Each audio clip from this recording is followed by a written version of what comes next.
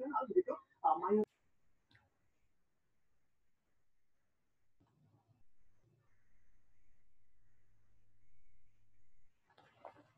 Manajemen Keselamatan dan Kesehatan Kerja ISO 45001. Jadi sistem manajemen K3 ini banyak di dunia ya.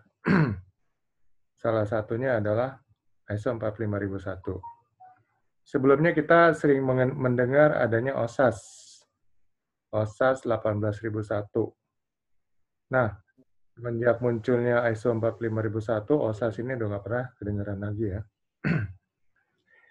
Baik, sebelum kita bicarakan isi daripada ISO 45001, kita lihat dulu ini menyepakati ya dengan definisi. Jadi karena judulnya Sistem Manajemen Keselamatan dan Kesehatan Kerja ISO 45001, kita perlu mengetahui dulu apa itu K3. Ya, mungkin sudah sering dengar itu K3 ya, keselamatan dan kesehatan kerja. Di bahasa Inggris, Occupational Health and Safety. Ya, kita tahu K3 ini di seluruh dunia menjadi satu isu yang penting. Kalau di Amerika, ini K3 ini ada satu badan tersendiri yang menanganinya. Kita sering dengar mungkin nama OSHA ya, OSHA. Itu satu badan yang menangani mengenai keselamatan dan kesehatan kerja di Amerika. Kalau di Inggris, K3 ini digabung dengan lingkungan. Ya, kita sering mendengar juga istilah HSE. HSE itu adalah istilah yang berasal dari British Standard, di mana menghubungkan antara keselamatan dan kesehatan kerja dengan lingkungan. Dan istilah HSE ini banyak digunakan dalam migas ya, perminyakan, karena migas ini sangat menonjolkan perlindungan terhadap para pekerjanya dan juga lingkungan. Sehingga istilah HSE ini menjadi satu standar di dalam pelaksanaan pengelolaan aktivitas dari industri migas. Nah, di Indonesia sendiri, K3 ini dibuat dibuat tersendiri, dipisah dengan lingkungan, sama seperti Amerika ya. Amerika juga antara lingkungan hidup dengan K3-nya dipisah. Ya, Indonesia juga mengikuti polanya Amerika. Jadi K3 itu dikelola oleh Kementerian Ketenagakerjaan, dan kemudian lingkungan hidup dikelola oleh Kementerian Lingkungan Hidup dan Kehutanan. Nah, untuk K3, jadi khusus untuk industri migas dan pertambangan, itu diberikan hak wewenang khusus untuk mengelola K3. Itu berdasarkan peraturan nomor 19 tahun 73. Alasannya adalah industri pertambangan dan migas ini memiliki bahaya dan risiko tinggi, sehingga memberikan kewenangan untuk mengelola K3. Jadi sampai sekarang migas dan pertambangan mengelola K3. Jadi makanya migas dan pertambangan ini buat aturan K3 sendiri, walaupun mereka tetap mengacu kepada aturan-aturan umum yang dikeluarkan oleh Kementerian Ketenagakerjaan mengenai K3. Tapi mereka juga memiliki aturan-aturan atau peraturan perundangan yang khusus juga untuk pengelolaan K3 pertambangan dan juga K3 migas. Lalu semenjak munculnya BNSP, Badan Nasional Sertifikasi Profesi, kebanyakan sertifikasi kemudian dipusatkan oleh industri pertambangan dan industri migas, dimasukkan ke BNSP, Badan Nasional Sertifikasi Profesi. Sementara sertifikasi dari Kementerian Ketenagakerjaan masih berjalan hingga sekarang. Ya, mungkin 2-3 tahun ke depan juga akan dimasukkan ke dalam BNSP juga. Tanda-tanda ke arah itu kita sudah lihat ya, banyak sertifikasi K3 Kemnaker sudah ada di BNSP. Ya. Jadi hanya tinggal nunggu waktu, nanti semua sertifikasi semua akan disatu pintukan lewat BNSP, termasuk K3. Ya, jadi K3 itu adalah upaya-upaya pengendalian kecelakaan kerja dan penyakit akibat kerja, ya, yang kemudian diatur secara khusus oleh pemerintah dengan tujuan menurunkan angka kecelakaan kerja dan penyakit akibat kerja secara nasional. Jadi dibentuk dalam suatu bentuk produk hukum.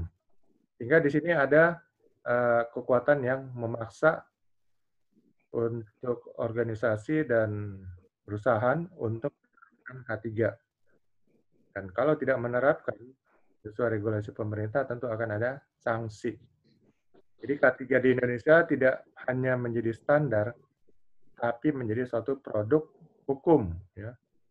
Mungkin di negara lainnya K3 itu hanya suatu standar, ya, standar nasional. Nah, yang dibuat dalam suatu produk hukum. Bedanya kalau hanya standar, standar itu biasanya hanya opsional, ya, pilihan. Tapi kalau sudah jadi suatu produk hukum, artinya memaksa. Sehingga organisasi maupun perusahaan menjadi wajib menerapkan K3. Kemudian kita lihat arti sistem. Sistem di sini artinya adalah aturan dan persyaratan, ya, yang dibuat untuk mengelola suatu aktivitas, program, dan suatu kondisi agar terkoordinasi dengan baik untuk meningkatkan performanya. Ya, sistem kita buat aturan dan persyaratannya. Banyak sistem, ya. Mungkin kayak sistem permainan sepak bola, ada apa? Ada sistem offside, ya, dan segala macam. Itu dibuat supaya pertandingan itu menarik untuk ditonton. Ya. Dan sistem-sistem lain mungkin di tempat kita buat sistem tertentu, ya, sistem rekrutan, sistem kehadiran, dan jadi setiap aturan yang dibuat agar aktivitas itu menjadi performa menjadi lebih baik, ya, menjadi mudah diatur dan sebagainya, itu dinamakan sistem. Ya, kita bisa buat sistem sendiri dengan aturan dan persyaratan sendiri, ya, terhadap suatu hal, maka itu akan jadi sistem. Manajemen ini adalah pengelolaan dan pengendalian sumber-sumber daya, ya, agar efektif dan efisien untuk mencapai suatu tujuan. Jadi bagaimana mengelola sumber-sumber daya yang ada? Sumber daya itu ada sumber daya manusia, sumber daya teknologi, ya, peralatan dan bahan baku, bahan kerja, sumber daya keuangan, dan sumber daya alam, ya, tanah, bumi, dan bangunan. Nah, semuanya itu harus dikelola supaya efektif dan efisien. Itulah manajemen. Sehingga kalau kita gabung, ya, sistem manajemen ini artinya adalah bagaimana pengelolaan sumber-sumber daya manusia itu dalam satu aturan, ya, dan persyaratan yang dibuat supaya terkoordinasi dengan baik dan performanya meningkat. Nah, sistem manajemen K3 performanya meningkat dalam bidang keselamatan dan kesehatan kerja. Ya, mungkin banyak sistem manajemen K3, termasuk di negara kita juga punya SMK3, sistem manajemen K3. Ya, itu yang pertama keluar melalui Permenaker 5 tahun 96, dan kemudian diganti oleh peraturan pemerintah nomor 50 tahun 2012. Ya. Jadi semenjak keluar SMK3 dengan PP nomor 50, maka Migas yang tadinya nggak mau menerapkan SMK3 akhirnya menerapkan juga. Karena itu produk hukumnya naik, ya. Kalau dari setingkat menteri, sekarang sudah setingkat presiden, ya. Peraturan pemerintah itu berarti setingkat presiden. Jadi migas akhirnya mengakui. Tambang ngakuin juga, cuman akhirnya mereka membuat sistem manajemen sendiri, yaitu SMKP. Cuman bertabrakan, karena SMKP itu produk dari menteri, SMK 3 produk di atasnya ya, dari presiden. Ya, itu dikeluarkan dengan Permen SDM nomor 38 tahun 2014. Karena bertabrakan ya, akhirnya melalui Permen nomor 26 tahun 2018 itu dicabut ya. Permen nomor 38 tahun 2014 mengenai SMKP. Lalu mereka akalin kemudian dalam Kepmen 1827 tahun 2018. Di situ dalam lampiran keempat ada SMKP. Jadi bukan satu produk khusus lagi seperti Permen 38 ya. Jadi namanya kaidah pertambangan yang baik, bukan sistem manajemen keselamatan pertambangan. Nah, akhirnya itu bisa tetap jalan. Jadi kita juga punya ya SMK 3. Terus apa bedanya dong dengan SMK 3 ISO 45001? Nah, kalau SMK 3 ini kita ini adalah produk hukum, ya, itu bedanya. Sehingga wajib di negara dalam wilayah kesatuan negara kesatuan Republik Indonesia. Kalau ISO 45001 opsional, mau menerapkan boleh, enggak juga boleh. Ya, walaupun ISO 45001 ini sudah diadopsi ya oleh Badan Standarisasi Nasional kita, yaitu BSN, menjadi suatu SNI atau Standar Nasional Indonesia. Tapi kembali saya sudah bilang, standar itu hanya sifatnya opsional ya, tidak ada bersifat memaksa. Dia bersifat memaksa kalau sudah jadi satu produk hukum. Ya, jadi ISO 45001 sifatnya opsional. Namun diakui secara internasional.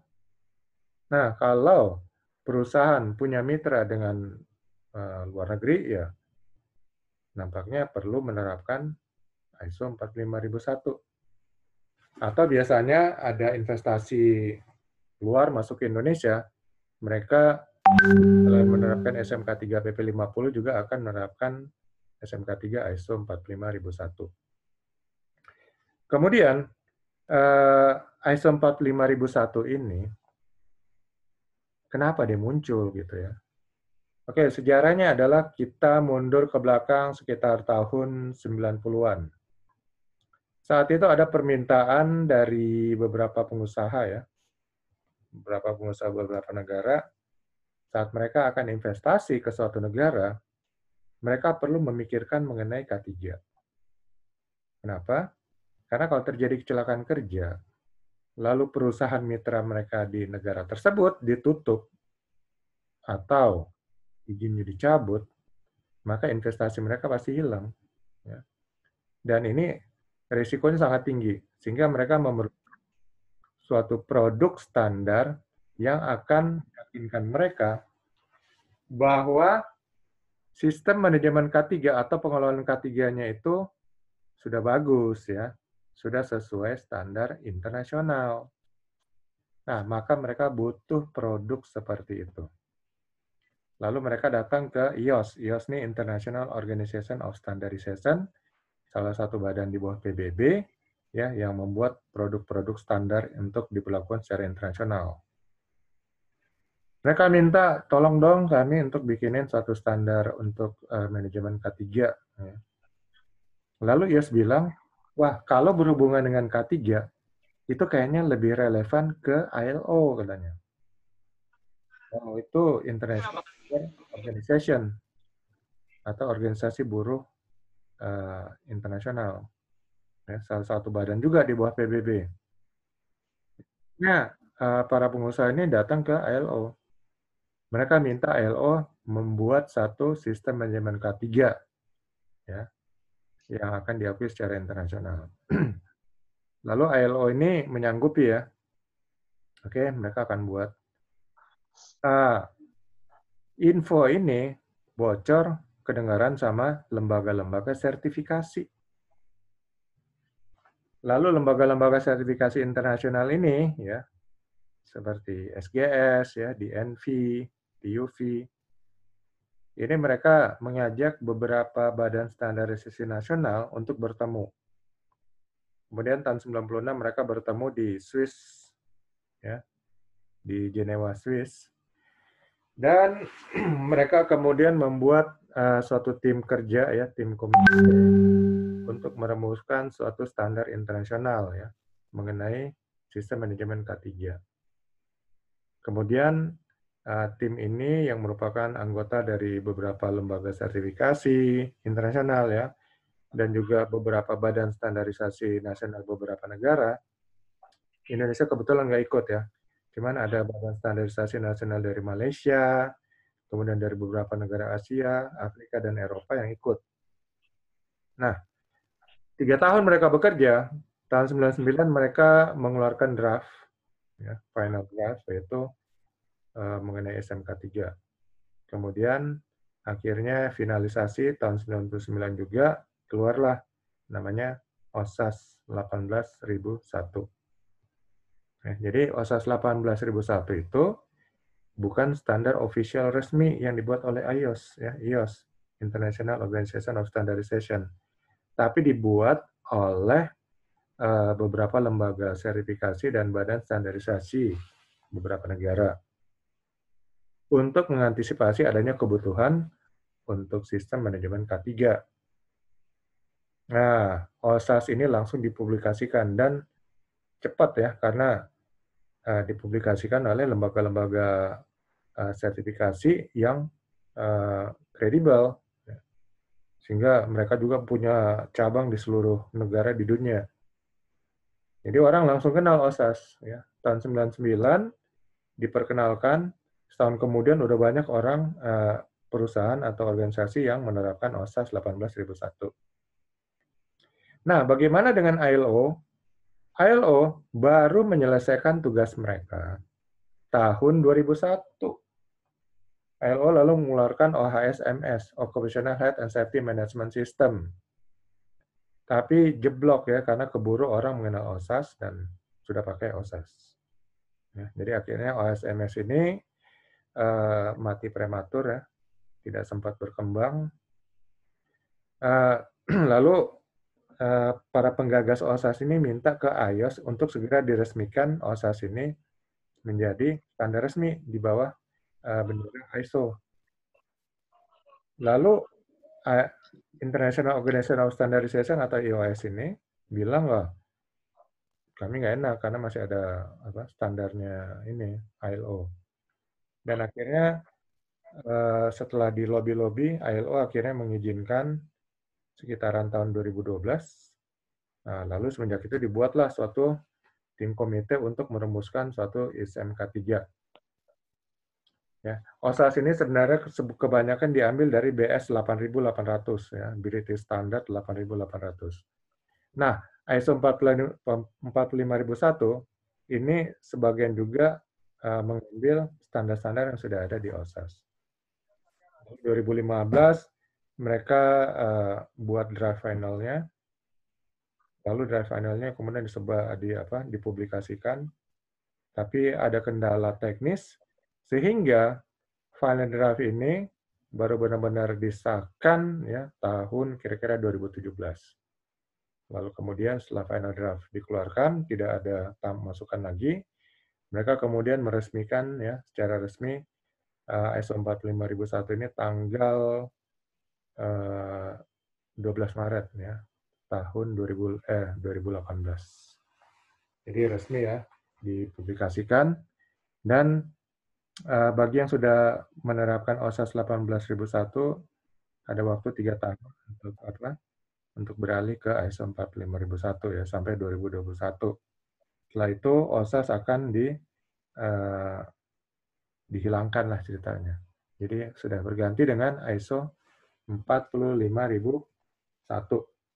Ya, begitulah sejarah singkat mengenai ISO 45001. Ya, Sistem Manajemen Keselamatan dan Kesehatan Kerja.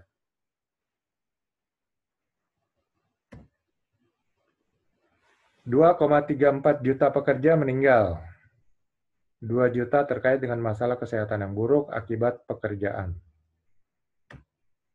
6.600 kematian per tahun sebagai akibat kanker yang timbul dari kegiatan kerja. Ya, ini data dari Institute of Occupational Safety and Health ya, OSHA, IOS tahun 2013. 629.000 karyawan mengalami cedera saat melaksanakan pekerjaan, data dari HSE Annual Statistik. Nah, jadi itulah ya, banyak angka-angka kecelakaan kerja dan penyakit akibat kerja. Makanya tujuan pengelolaan kesehatan dan keselamatan kerja ini adalah mencegah pekerja cedera akibat pekerjaan dan menderita sakit. Dan kemudian menyediakan tempat kerja yang aman dan sehat. Lalu menghilangkan bahaya dan meminimalkan resiko K3 dengan melakukan tindakan pencegahan yang efektif dan perlindungan yang terukur. Ya, tujuan pengelolaan K3. Ya. Lalu gimana caranya supaya ini bisa dikelola dengan baik? Maka diperlukan satu sistem. Ya. Jadi dengan sistem itu, semua hal di atas tadi ya mengenai perlindungan pekerja ini akan dapat dijalankan. Maka dibuatlah ISO 45000 ya. Versi yang pertama keluar versi tahun 2018 ya. Jadi ditetapkan oleh Lembaga Standarisasi Internasional yaitu IOS atau udah kadung sering disebut kadang-kadang ISO. ISO ini sebenarnya adalah produknya ya, produk dari IOS. Jadi sama seperti Indonesia, badannya itu BSN, Badan Standarisasi Nasional ya, yang membuat standar-standar di Indonesia. Kemudian produknya SNI. Ya. Jadi kadang-kadang orang salah kaprah menyebut badannya itu SNI, padahal badannya BSN. Gitu juga dengan ISO. ISO ini produknya. Ya. Badannya itu IOS. ISO 45001 adalah standar internasional yang menetapkan persyaratan sistem kesehatan dan keselamatan kerja sebagai pedoman bagi organisasi dalam meningkatkan kinerja K3, mencegah cedera, dan kesehatan yang buruk secara proaktif, ya, karena sudah dibuat dalam satu sistem. Sasaran umum penerapan standar ISO 45001-2018 adalah menyediakan lingkungan kerja yang aman dan menyehatkan, mencegah cedera dan kesehatan yang buruk akibat kerja, dan meningkatkan kinerja K3. Standar ISO 45001 ini dapat diterapkan pada semua organisasi, apapun ukuran, jenis, dan sifat operasi organisasi. Ya, jadi sama seperti ISO 9001, dia bisa diterapkan oleh semua organisasi.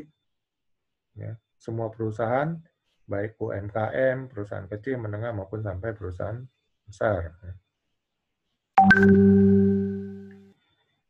Standar ya. Standar adalah dokumen yang memuat persyaratan, spesifikasi, pedoman, atau karakteristik yang dapat digunakan untuk menjamin material, produk, proses memenuhi tujuannya. Atau kalau dalam bahasa saya, ini standar ini adalah acuan ya. Acuan, perusahaan juga punya standar umpamanya. Acuan lingkupnya hanya perusahaan tersebut. Indonesia punya standar. Acuan yang dijadikan sesuatu yang dijadikan acuan ya, yang lingkupnya adalah nasional. Kalau standar keluaran ISO ya itu standar yang lingkupnya adalah internasional. Nah, standar itu berisi ini. Persyaratan, spesifikasi, pedoman, dan seterusnya. Standar internasional dari ISO dipublikasikan oleh International Standard Organization. Nah, dibalik aja. Kalau bahasa Indonesia mungkin ini ya. Tapi kalau bahasa Inggris, International Organization of Standardization. Standar ISO adalah dokumen hasil konsensus dan disetujui secara internasional oleh anggota lembaga internasional Standard Organization. Jadi IOS atau ISO ini sudah memiliki 200 anggota ya.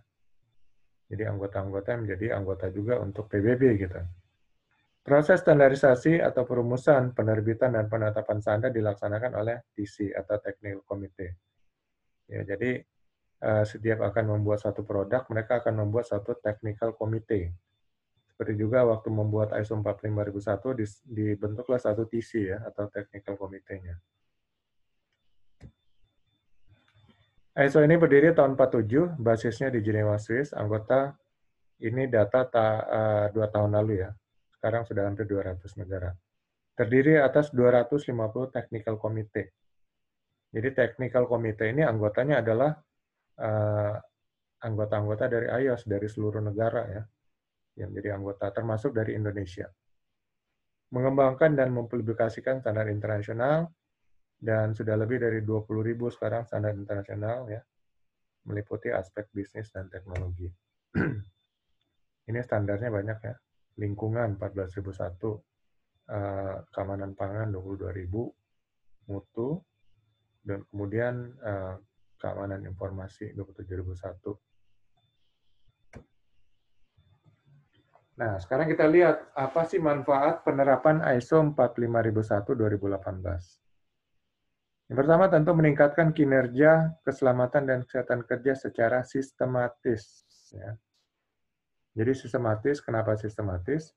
Karena ISO 45001 ini dibuat dengan persyaratan yang dalam satu sistem ya, sehingga K3 ini kalau sudah menerapkan ISO 45001 itu kinerjanya akan ditingkatkan secara sistematis. Karena dalam satu klausul daripada ISO 45001 ini adalah perbaikan terus-menerus.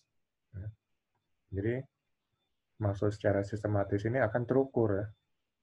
Kemudian mengurangi insiden dan bahaya yang timbul akibat insiden. Yang jelas karena di sini ISO sistem manajemen K3 ISO 45001 ini mencampur adukan ya, termasuk regulasi peraturan perundang-undangan di negara yang bersangkutan. Nah, kalau Indonesia berarti semua standar-standar K3 ini akan dimasukkan. Kalau dia perusahaan tambang, tentu dia akan menerapkan juga mungkin standar-standar yang ada di pertambangan, di migas yang ada di migas. Nah, jadi semua regulasi dari negara yang bersangkutan nanti akan diacu, ya, standar hukumnya. Lalu nanti digabung dengan standar internal dari organisasi atau perusahaan yang bersangkutan, plus program-program dan sebagainya. Nah, itulah yang akan menjadi satu sistem di sini. Jadi sistem ISO 45001 itu sudah mencakup dan melingkupi semua hal itu ya. Produk hukum ya di negara yang bersangkutan, program-program, standar internal dari perusahaan yang menerapkan, dan seterusnya. Kemudian meningkatkan kemampuan organisasi dalam memenuhi peraturan hukum. Yang tadi sudah kita bicarakan juga, karena di sini akan mengadopsi juga produk-produk hukum ya untuk K3 dari negara yang bersangkutan. Mengurangi gangguan terhadap operasional, ya jelas kalau tempat kerja menjadi aman, operasional akan lancar. Mengurangi biaya premi asuransi. Jadi dengan minimalnya kecelakaan, maka asuransi tentu tidak akan meningkatkan premi asuransinya ya. Karena bahkan mungkin akan menurunkan. Mengurangi tingkat absensi karyawan ya. Karyawan selalu sehat ya. Berarti tingkat kehadiran akan semakin tinggi. Performa juga semakin baik.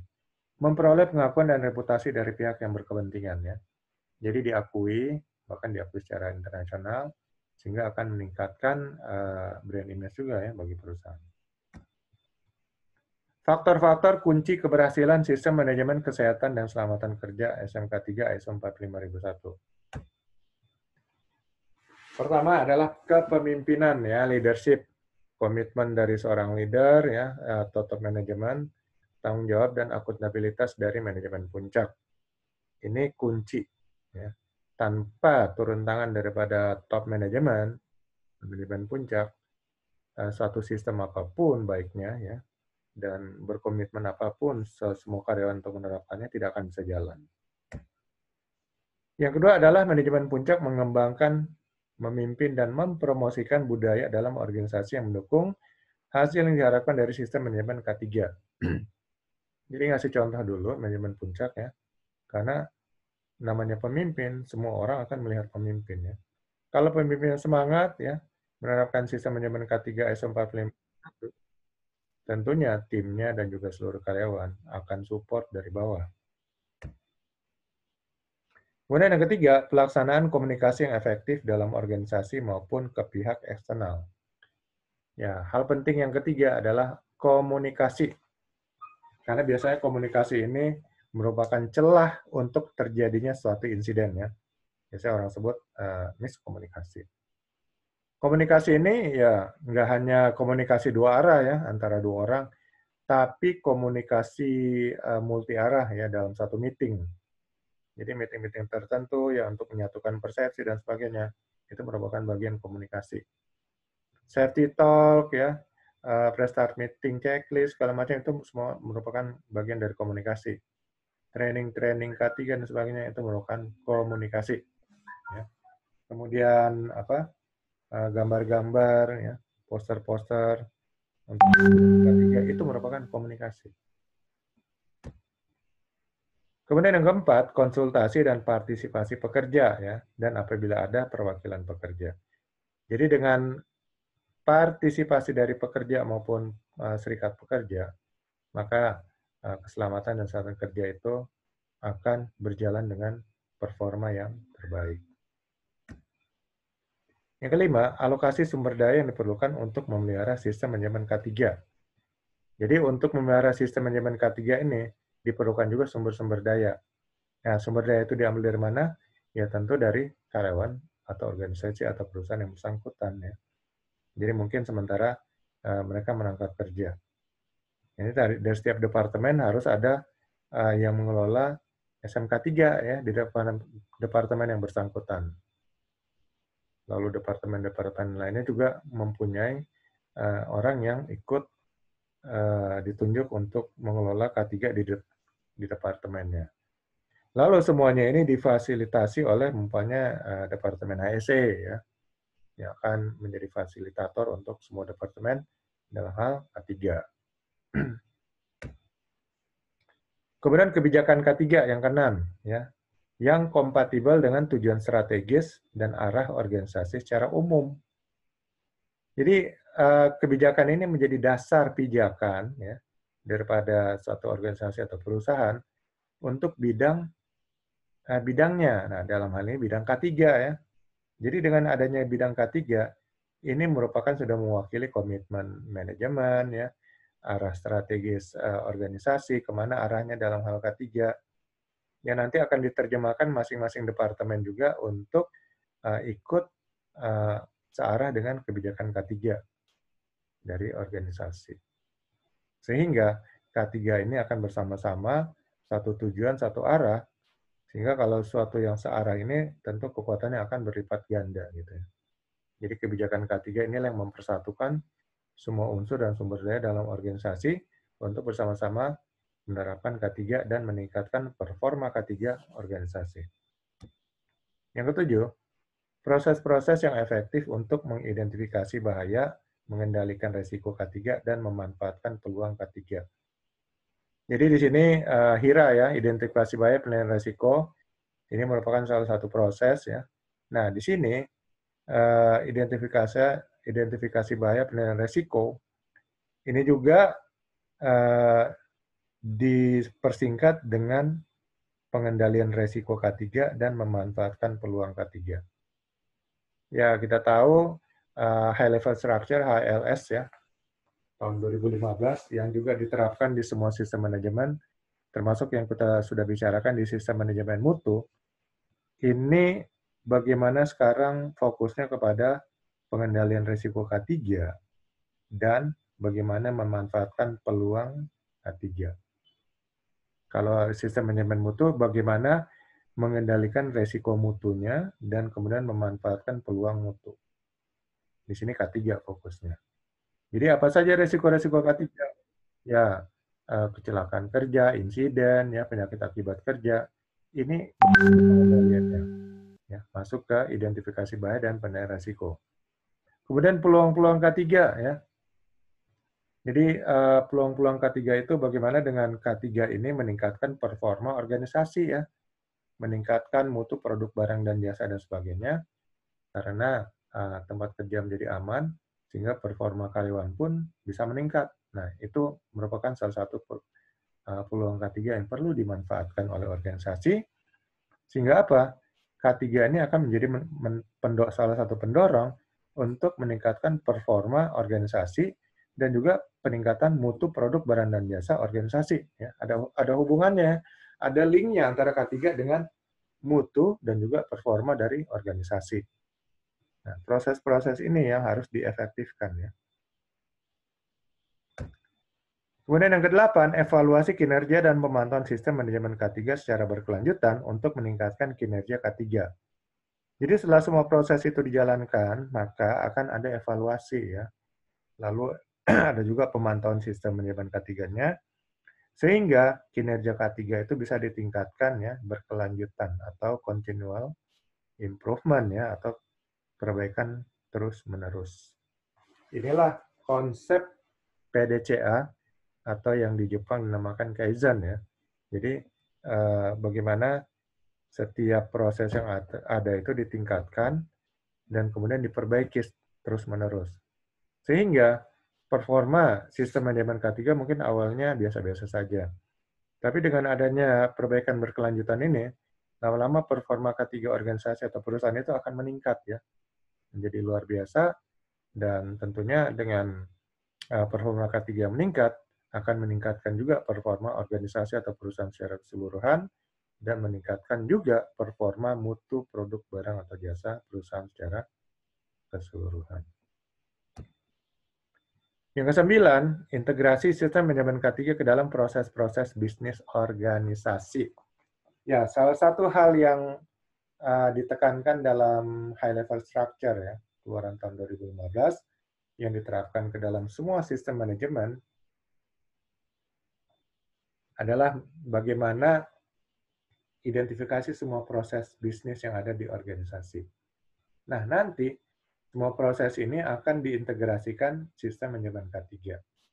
Ya, paling sederhana adalah contoh proses pembelian, ya, proses perekrutan, proses produksi, kemudian proses penyimpanan barang. Nah, dalam semua proses ini, integrasikan ya sistem manajemen K3, bagaimana semua proses itu dapat berlangsung dengan aman dan selamat ya, dan sehat. Sehingga semua proses-proses ini akan benar-benar mendukung ya sistem manajemen K3. Karena sistem manajemen K3 otomatis sudah terintegrasi menyatu dalam semua proses-proses tersebut ya. Dan dengan demikian, maka dapat kita katakan juga mulai muncul namanya budaya K3. Ya. Suatu cita-cita dari negara kita untuk menciptakan iklim kerja yang berbudaya K3 di Indonesia, cuman sampai sekarang memang belum jalan. Ya. Jadi dengan benar-benar penerapan sistem manajemen K3, ISO 45001, ini dengan sendiri akan menumbuhkan benih-benih untuk budaya K3. Dan yang ke-10, sasaran K3 yang selaras dengan kebijakan K3, serta mempertimbangkan bahaya organisasi, resiko K3, dan peluang K3. Jadi sama seperti mutu, ada sasaran mutu. Di sini perlu dikembangkan sasaran K3. Apa yang ingin dicapai oleh organisasi? Ya, sasaran terdekat apa dalam bidang K3 yang ingin dicapai organisasi? Inilah yang kemudian dikejar ya, kemudian diselaraskan dan diseimbangkan dengan kebijakan K3 ya.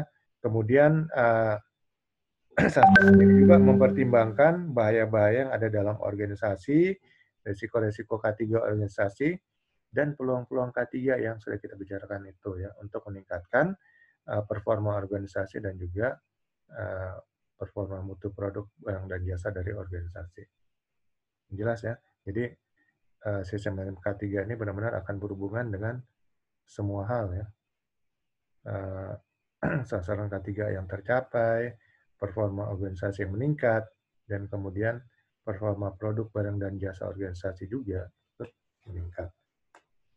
Inilah bagaimana 10 hal yang harus diperhatikan sehingga sistem manajemen K3 ini dapat berfungsi dengan efektif dalam organisasi. Masih ada yang ke-11 ya. Pemenuhan persyaratan hukum dan persyaratan lainnya.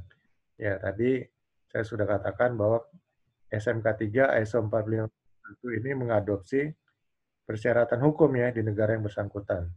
Jadi di Indonesia juga semua peraturan-peraturan K3 yang dikeluarkan oleh Kemnaker itu tentu akan diadopsi di dalam sistem manajemen K3 ISO 45001. Yang artinya dengan memenuhi persyaratan hukum, berarti organisasi telah menjaga dan membentengi organisasinya untuk menghindari ancaman-ancaman sanksi daripada hukum tersebut, ya. Yaitu 11 hal yang perlu diperhatikan. Jadi sama seperti ISO 9001, ya, ini ISO 45001 mengadopsi juga namanya High Level Structure, HLS atau 10 elemen ya.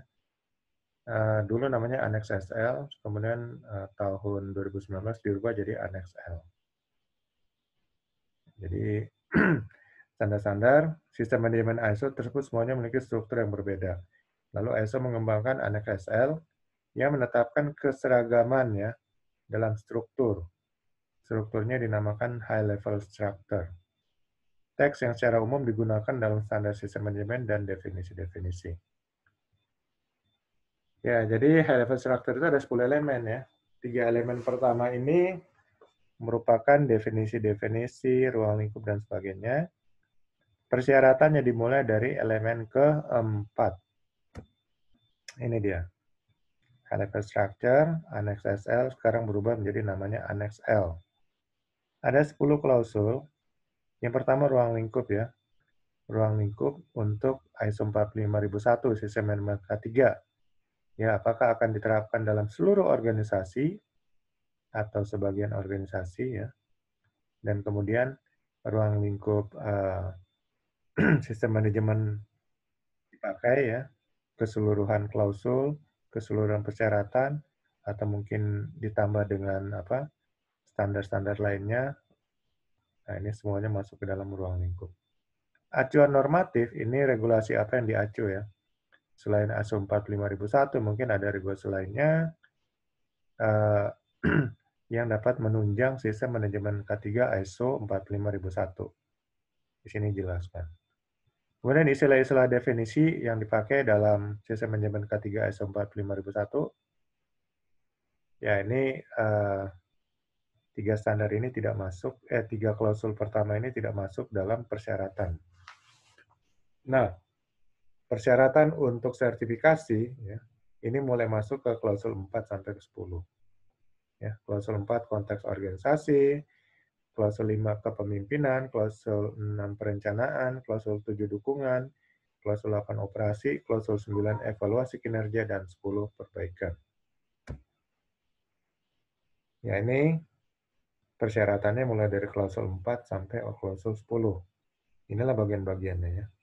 Klausul 4, konteks organisasi. Di sini bagaimana memahami konteks organisasi, memahami kebutuhan dan harapan pekerja dan pihak berkepentingan, kemudian menetapkan lingkup sistem manajemen K3, dan kemudian sistem manajemen K3. Lalu ada klausul 5, kepemimpinan dan partisipasi pekerja, klausul 6, perencanaan, ya, klausul 7, dukungan, ya, sumber daya, kompetensi, kesadaran, komunikasi, informasi terdokumentasi, dan seterusnya sampai klausul 10, peningkatan. Ya. Jadi semua inilah persyaratannya, klausul 4 sampai 10. Artinya persyaratan nanti untuk sertifikasi ya dipakai ya di persyaratannya klausul 4 sampai 10. Artinya kalau ada yang tidak memenuhi persyaratan ini akan jadi temuan ya. Apakah temuan minor atau major. Kita lihat ya klausul per klausul. Klausul 4, konteks organisasi. Ini menentukan isu-isu internal dan eksternal ya, yang relevan dengan tujuan dan kemampuan organisasi dalam mencapai hasil sistem manajemen K3. Jadi isu-isu internal dan eksternal apa? Biasanya dipersingkat dengan analisa SWOT ya. SWOT itu strength, kekuatan organisasi, weakness, kelemahan organisasi, itu isu-isu internal. Kemudian opportunity, ya, kesempatan apa yang bisa diambil oleh organisasi, dan threat, ancaman, itu isu-isu eksternal. Kemudian memahami kebutuhan dan harapan pihak berkepentingan. Pihak berkepentingan ini bisa karyawan, bisa vendor, ya, kontraktor, bisa masyarakat setempat, bisa pemerintah setempat, daerah setempat, dan seterusnya. Itu pihak-pihak berkepentingan. Lalu menetapkan lingkup sistem manajemen K3, ya. Jadi lingkup batasan-batasan yang ada di sistem manajemen K3 organisasi. Kemudian menetapkan, menerapkan, memelihara, dan secara berkesinambungan meningkatkan sistem manajemen K3. Ya. Tujuannya, ini harus ditingkatkan terus-menerus. Ya, ini konteks organisasi, bagaimana memahami organisasi, ya, dan hal-hal yang berhubungan dengan organisasi. Klausul kelima, kepemimpinan dan partisipasi pekerja. Ya. Jadi leadership, dan kemudian bagaimana para pekerja juga termotivasi untuk ikut berpartisipasi. Manajemen puncak menunjukkan kepemimpinan dan komitmen yang berkenaan dengan sistem manajemen K3. Manajemen puncak menetapkan, menerapkan, dan memelihara kebijakan K3. Kemudian menetapkan tanggung jawab dan wewenang untuk peran yang relevan dalam sistem manajemen K3. Jadi nanti tanggung jawab dan wewenang, ya, daripada top manajemen termasuk juga seluruh para pekerja, ya, dalam hal K3. Ini nanti ada di job desk-nya masing-masing. Menetapkan dan menerapkan dan memelihara proses konsultasi serta partisipasi pekerja dan perwakilan pekerja atau serikat pekerja apabila ada. Jadi harus ada selalu konsultasi, ya, atau meeting membahas K3 dengan seluruh wakil pekerja, ya. Sehingga akan dapat diketahui oleh para pekerja apa partisipasi yang terbaik yang bisa mereka berikan bagi organisasi untuk meningkatkan performa sistem manajemen K3 organisasi.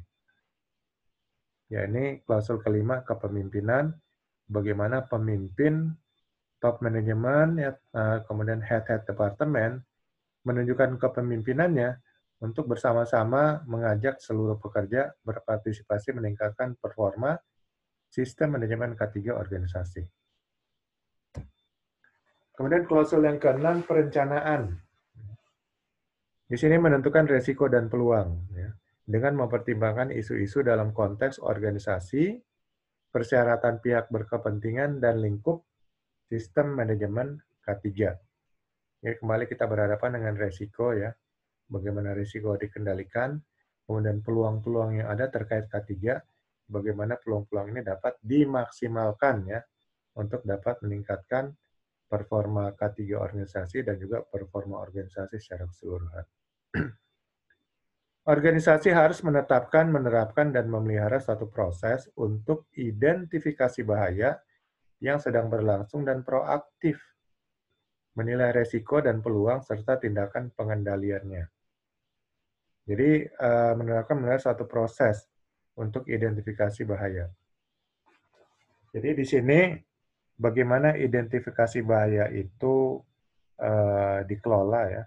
Mungkin dibuat dalam suatu prosedur standar, sehingga dengan pengelolaan bahaya dan risiko itu, ini risiko dan bahaya ini bisa terkendali. Kemudian peluang-peluang juga dimaksimalkan untuk dapat ditingkatkan. Kemudian menetapkan, menerapkan, dan memelihara proses untuk menetapkan persyaratan hukum dan persyaratan lainnya.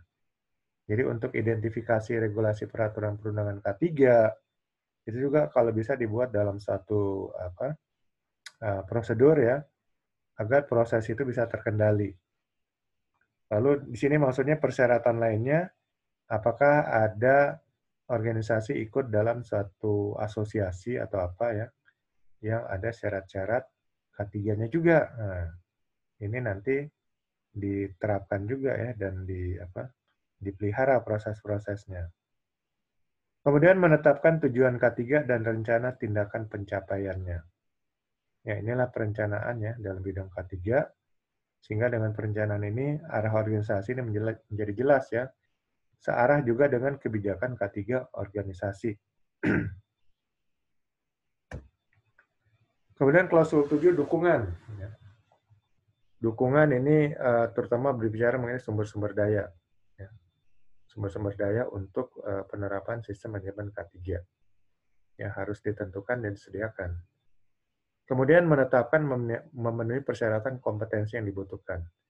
Jadi kompetensi dalam bidang K3 juga dipenuhi ya persyaratan-persyaratannya, terutama yang berhubungan dengan sertifikasi. Ya, sertifikasi K3, sertifikasi operator dan sebagainya yang berhubungan dengan K3 ini dipenuhi ya. Lalu memastikan pekerja memiliki kesadaran terhadap SMK3. Awareness para pekerja ya, diharapkan tetap tinggi terhadap SMK3. Dan awareness ini dapat ditingkatkan melalui pertemuan-pertemuan K3 secara rutin ya. Kemudian program-program K3 ya. Lalu bagaimana motivasi K3 selalu ditingkatkan lewat mungkin safety talk dan sebagainya. Dan kemudian reward and punishment ya terkait K3. Sehingga dengan reward ya akan memberi penghargaan apabila mereka tidak mengalami insiden ya, baik perorangan maupun satu tim, mungkin mereka akan mendapatkan reward. Lalu punishment apabila ada yang performa K3-nya menurun. Kemudian melaksanakan komunikasi internal dan eksternal ya.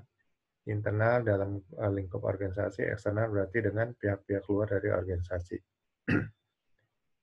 Dan menetapkan dan mengendalikan informasi terdokumentasi. Jadi dokumen-dokumen apa yang perlu dibuat ya.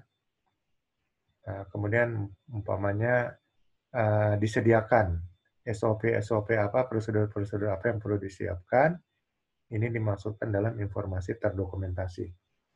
Jadi tidak seperti sistem yang lainnya, high level structure ini tidak memaksakan satu bentuk dokumen ya. Ini tergantung organisasi ya. Dokumen apa yang perlu dibuat oleh organisasi terkait sistem manajemen K3. Ya, ini dukungan ya.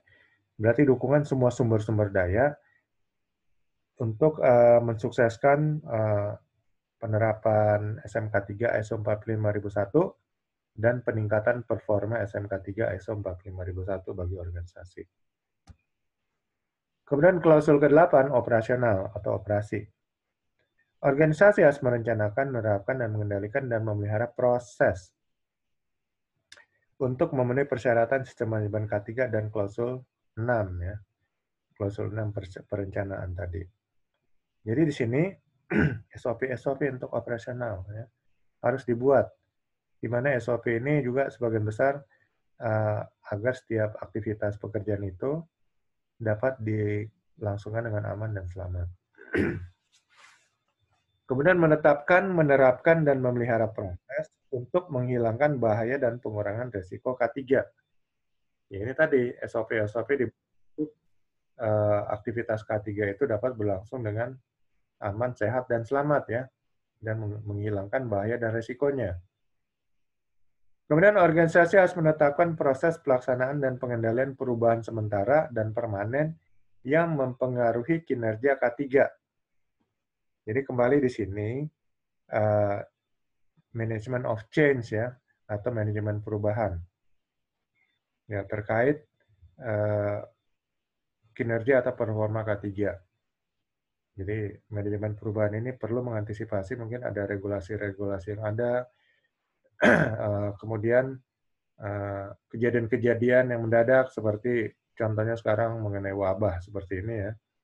Ini pengendalian perubahan, baik itu sementara maupun permanen, yang dapat mempengaruhi kinerja K3 organisasi. Lalu organisasi harus menetapkan, menerapkan, dan memelihara proses pengendalian pengadaan produk dan layanan, kontraktor, dan outsourcing.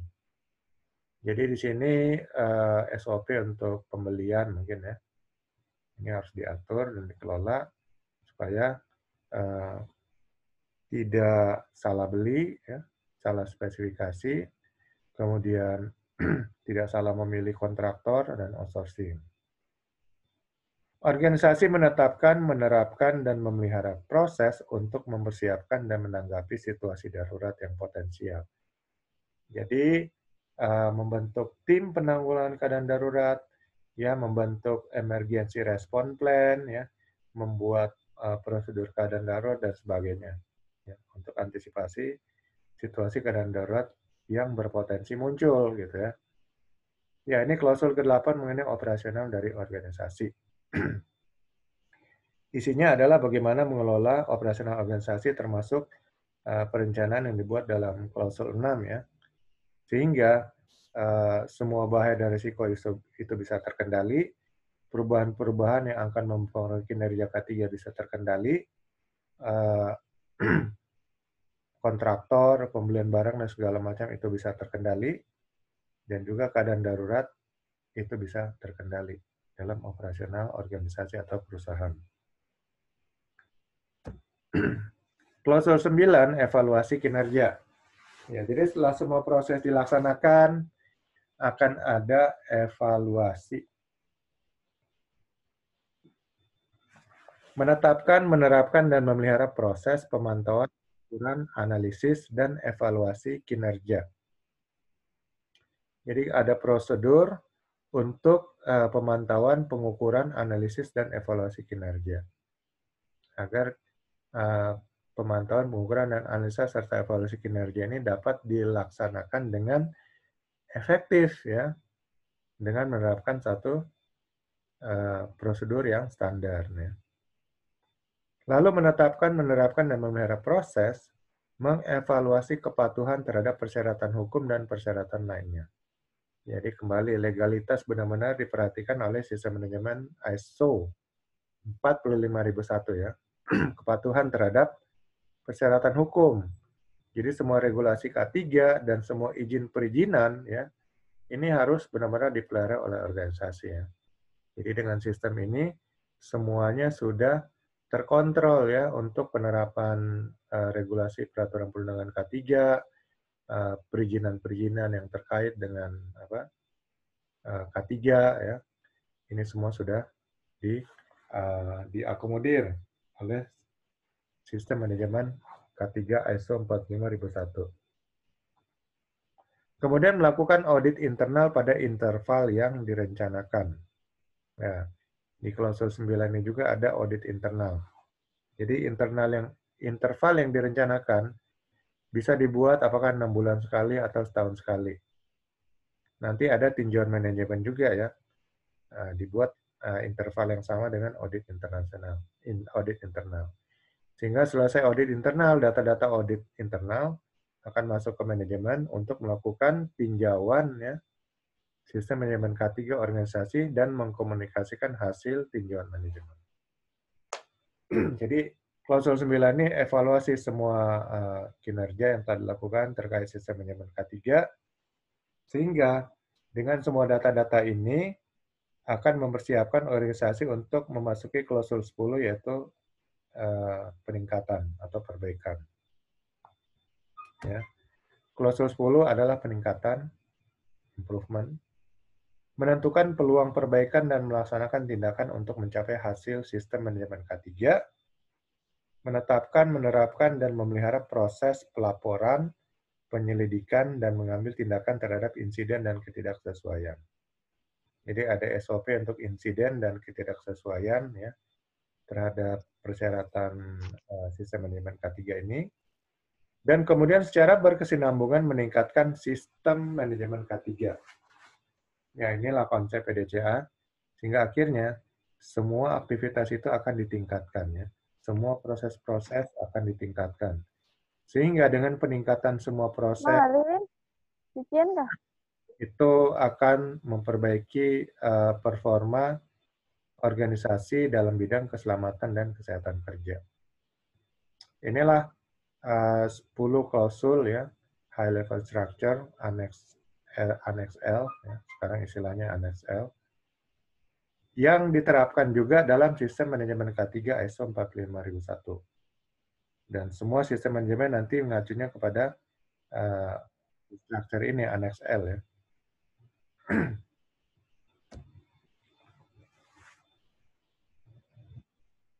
Jadi ini riwayat dari OSAS kemudian menjadi ke ISO 45001 ya. Kalau OSAS ini berorientasi kepada prosedur. Jadi harus ada prosedur ini, prosedur itu. Kalau ISO 45001 ya, ini berorientasi ke proses. Ya tadi nggak ada harus ada buat prosedur ini, cuman proses. Tapi kita lihat ya, supaya proses ini berjalan dengan baik, tentunya akan perlu dibuat juga prosedurnya. Tapi intinya fokusnya ke proses ya. Proses-proses yang ada, dalam tiap proses itu ditingkatkanlah performa K3-nya.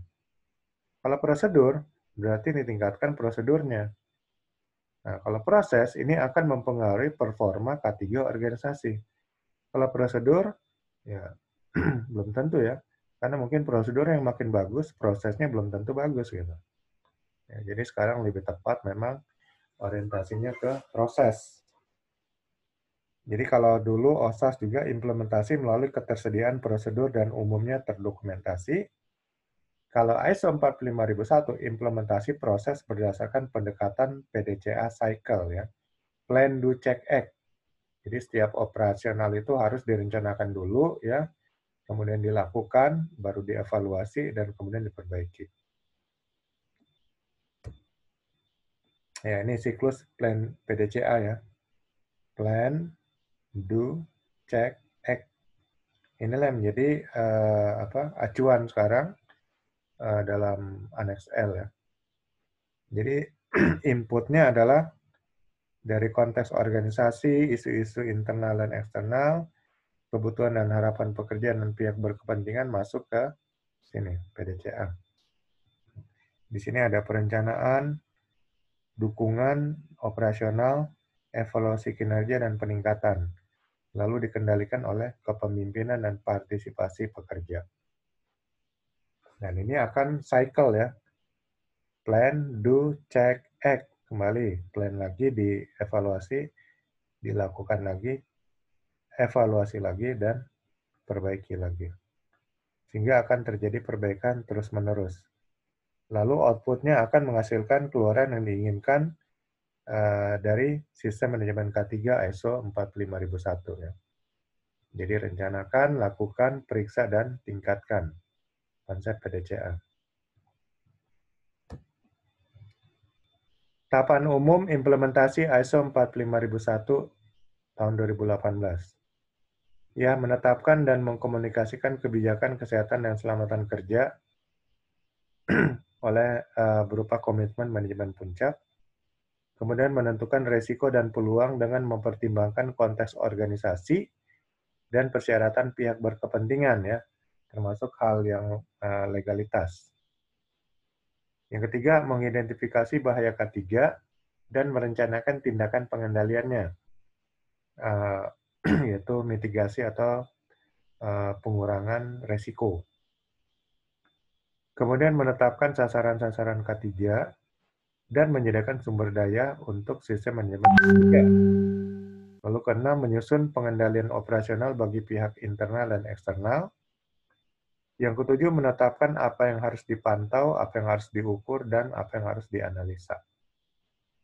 Kedelapan, melaksanakan rencana tindakan yang ditetapkan dalam sasaran K3, lalu melaksanakan pengendalian, kemudian kegiatan komunikasi, konsultasi, dan pemantauan, serta pengukuran dan analisa. Yang kesembilan, memelihara dan menyimpan informasi terdokumentasi. Yang ke-10, melaksanakan evaluasi kepatuhan dan audit internal. Yang ke-11, melaksanakan tinjauan manajemen. Yang ke-12, meningkatkan kinerja sistem manajemen kesehatan dan keselamatan kerja. Ya, ini tahapan-tahapan untuk implementasi ISO 45001. Ya. Oke, ini semua mengenai sistem manajemen K3 ISO 45001. Ya, kita bahas secara singkat, karena dari moderator tadi kasih waktu cuma 45 menit. Jadi saya jadi buru-buru. Tapi kalau mau dipraktekin, memang kita bisa bahas satu persatu, karena intinya tadi bahas semua klausul ya, klausul, terutama klausul 4 sampai ke klausul 10, itulah inti daripada sistemnya. Ya, itu yang harus benar-benar dipahami.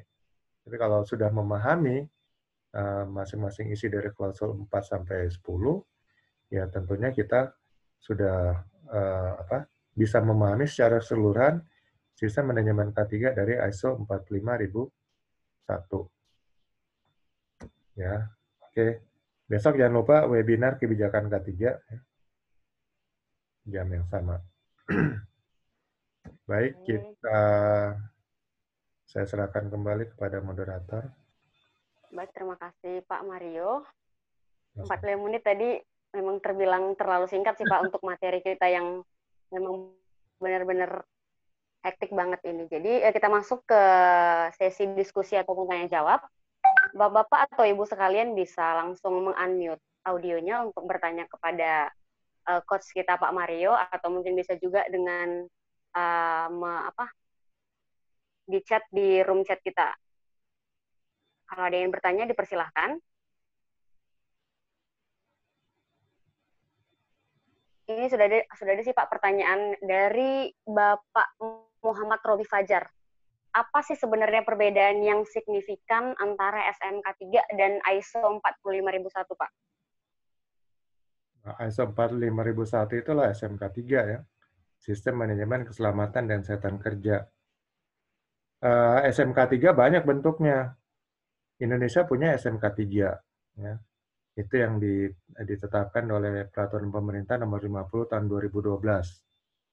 Kemudian tadi saya sudah cerita juga, ILO menciptakan SMK 3 namanya OHSMS, Occupational Health and Safety Management System. Dulu sebelum ISO 45001 ada OSAS ya, Occupational Health and Safety Assessment Series 18001. Itu SMK 3 juga. Jadi SMK 3 ini sistem manajemen keselamatan kesehatan kerja. Jadi satu sistem manajemen untuk mengelola keselamatan dan kesehatan kerja bagi organisasi. Ya, ISO 45001 itulah SMK 3 juga ya.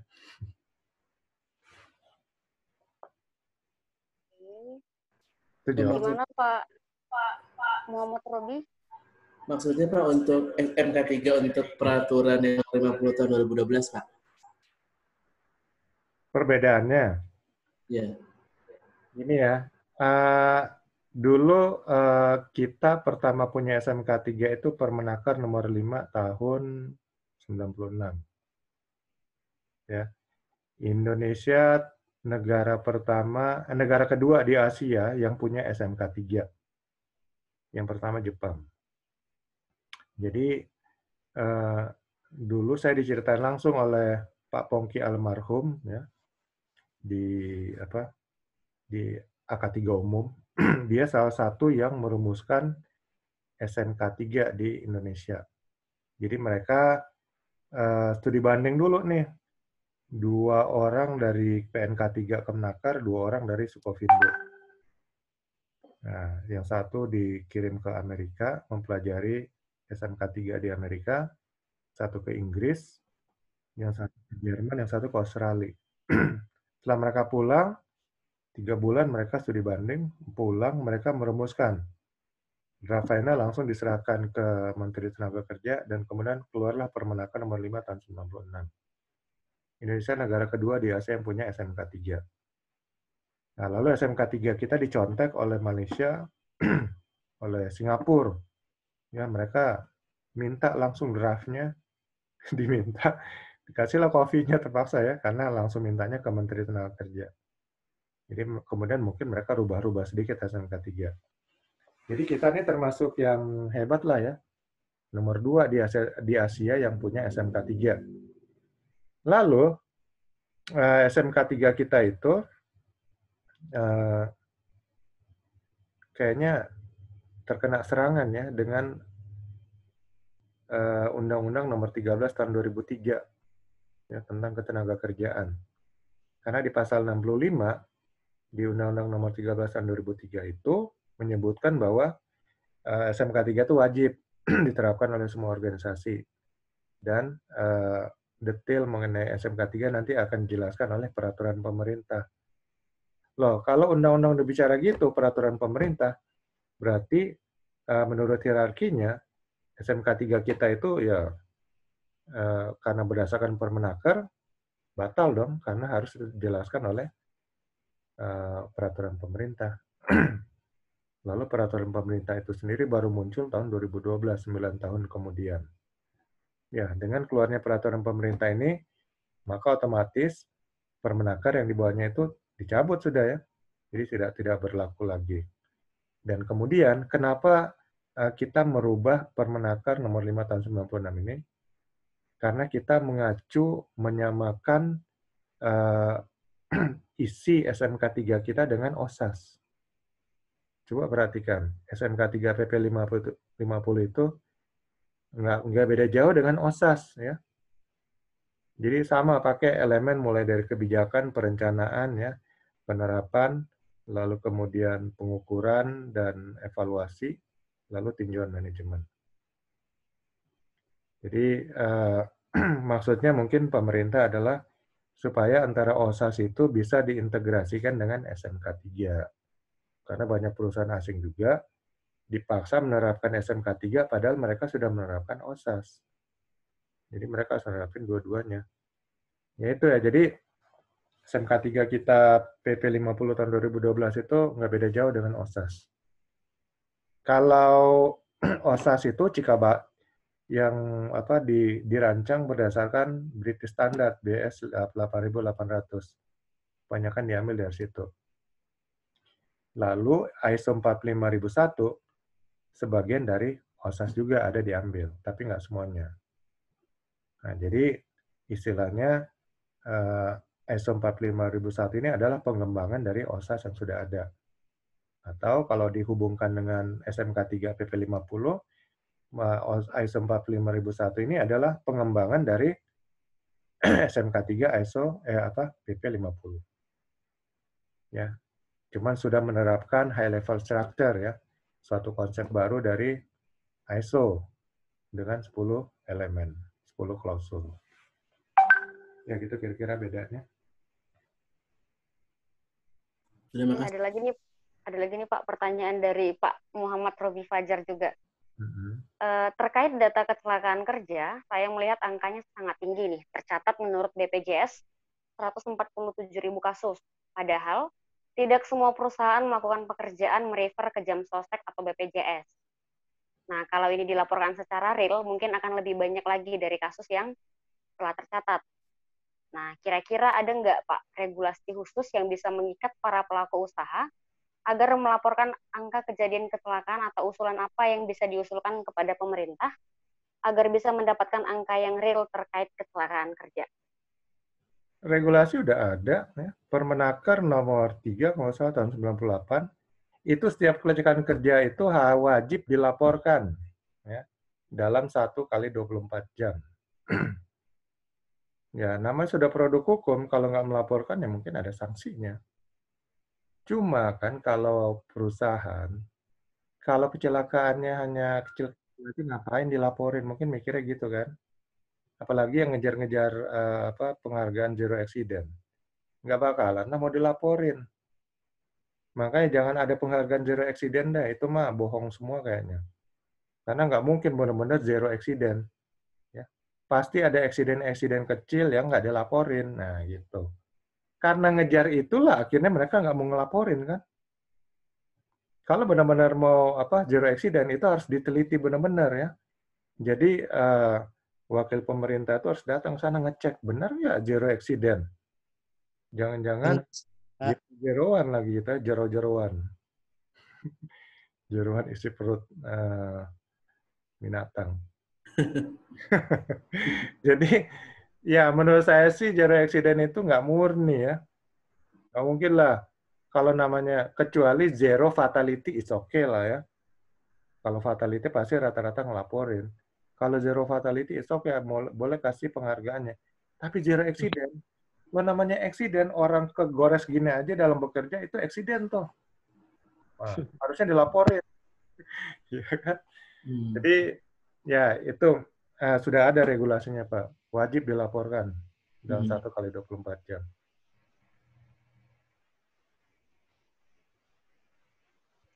Kepada Bapak dan Ibu ada lagi yang ingin didiskusikan nih kepada mentor kita, Mario ini. Pak Mario, saya Ya. Aris Tauladi dari Jakarta. Ya, silakan, Pak. Untuk ISO 45001 versi 2018 ini, apakah akreditasinya akan dari CAN atau memang dari Depnaker ya? Akreditasinya dari lembaga sertifikasi. Ya, mungkin dari SGS, TUV. Bukan, maksudnya begini Pak. Di ISO kan ada badan akreditasinya ini. Kalau lembaga sertifikasi itu banyak ya. Akreditasi. Akreditasinya ini apa? Karena ISO itu yang punya regulator adalah dari CAN. Nah, kalau ISO 45001 ini kira-kira apakah ada logonya CAN atau bagaimana nih Pak Mario? Jadi gini, kalau akreditasi itu penilaian terhadap lembaga sertifikasi, bukan terhadap sistem manajemennya ya. Kalau ISO 45001 itu namanya sertifikasi oleh lembaga sertifikasi. Tapi kalau istilah akreditasi, itu lembaga sertifikasinya diakreditasi. Ini layak nggak lembaga ini untuk mengeluarkan sertifikasi, gitu loh.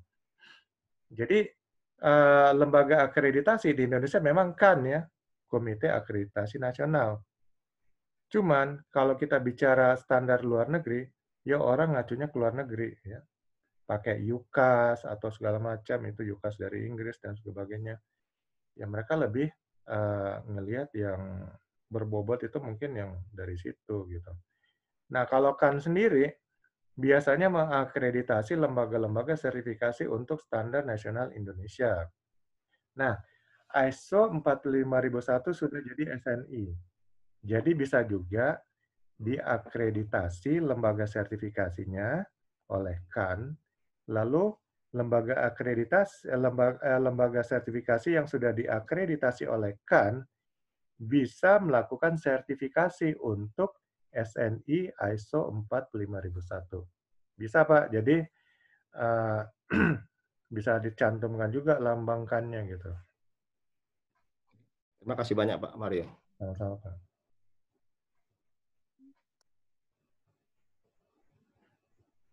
Selanjutnya ada lagi nih Pak, dari Pak Herdison. Dalam industri pertambangan menggunakan SMKP, apakah SMKP merupakan bagian dari Kepmen 1827? Iya, tadi kan saya sudah jelaskan. Jadi SMKP ini Sistem Manajemen Keselamatan Pertambangan. Sebenarnya pertambangan ini sudah membuat ancar-ancar untuk membuat SMKP. Itu mereka sudah berembuk KTT-KTT seluruh Indonesia dari tahun 2008. Karena mereka melihat kelemahan SMK3. SMK3 PP50 nggak jalan. Lagi pula sudah dibunuh oleh, tadi saya bilang, oleh Undang-Undang Nomor 13 Tahun 2003, ya, Pasal 65 kalau nggak salah, itu mengenai SMK3 itu diatur oleh PP, Peraturan Pemerintah. Artinya Permenaker itu nggak diakui lagi. Nah, orang pertambangan ngelihat celah ini, lalu mereka sudah mulai membuat SMKP. Dari 2008 mereka sudah ngumpul itu, seluruh KTT ya, ngumpul, kemudian membahas bagaimana membuat satu sistem manajemen keselamatan pertambangan. 2011, draft finalnya, ini saya diceritain oleh salah seorang KTT. Draft finalnya jadi nih. Lalu diajukan ke Menteri SDM. Nah, di Menteri SDM ini lama ya. Keburu keluar PP 50 tahun 2012. Nah, terhenyak juga nih orang-orang pertambangan ya, keluar PP 50 tahun 2012 tentang SMK 3. Tapi ya sudah kadung, udah bertemu bertahun-tahun, akhirnya mereka minta juga ke Menteri SDM tetap mengeluarkan SMKP ya. Ya, keluarlah Permen SDM nomor 38 tahun 2014 tentang SMKP, Sistem Manajemen Keselamatan Pertambangan. Ya, lalu pada akhirnya ya bertentangan dong dengan PP 50 tentang SMK 3. Ya, karena hierarki regulasi peraturan perundang-undangan kan, peraturan di bawahnya nggak boleh bertentangan dengan peraturan yang di atasnya. SMKP sama ya, nggak jauh beda lah. Walaupun alasan daripada pertambangan, loh ini kan khusus untuk pertambangan. Tapi dalam SMK 3 diberikan peluang untuk menambah elemen. Ya, SMK 3 ada 12 elemen. Tapi kalau seandainya satu industri, ya 12 elemen itu nggak mencukupi, mereka bisa mengajukan ke Menteri Tenaga Kerja untuk menambah jumlah elemen. Bahkan beberapa perusahaan ada yang 17 elemen, ya, ada yang lebih banyak lagi, ada yang 14 elemen. Ya, kalau Menteri Tenaga Kerja setuju, ya dia menerapkan sesuai jumlah elemennya, nggak hanya 12 elemen. Nah, ya jelas bertentangan ya. Akhirnya ini sih nggak pernah ribut-ribut di media. Tahu keluarlah Permen nomor 26 tahun 2018, Permen nomor 38 2014 tentang SMKP dicabut. Lalu nggak lama keluar Kepmen 1827, muncul lagi SMK 3 SMKP. Cuman sekarang masuknya hanya di lampiran keempat, ya. Jadi tetap judulnya tersamarkan. Judul Kepmen 1827 kan kaidah pertambangan yang baik, bukan sistem manajemen keselamatan pertambangan. Nah, salah satu bagian dari kaidah pertambangan yang baik adalah sistem manajemen keselamatan pertambangan. Jadi ya diakalin lah kayak gitu sehingga tidak bertentangan dengan PP nomor 50. Ya, itu sejarahnya. Sehingga SMKP sampai sekarang tetap ada. Bahkan SMKP ini walaupun sudah tidak selevel menteri, hanya selevel apa? Sekarang juklak-jukdisnya kan diatur oleh Kepdirjen Minerba, ya, melalui keputusan Kepdirjen Minerba nomor 185 tahun 2019. Dikeluarkan bulan Juli tahun 2018. Jadi untuk pelaksanaan penerapannya, acuannya Kepdirjen itu. Kalau di Kepmen 1827 itu hanya petunjuk secara umum. Ya, jadi itu riwayatnya SMKP, sehingga SMKP ya tetap jalan sekarang. Ya. Kalau dulu Permen 38 2014 jelas-jelas nantang PP 50 itu.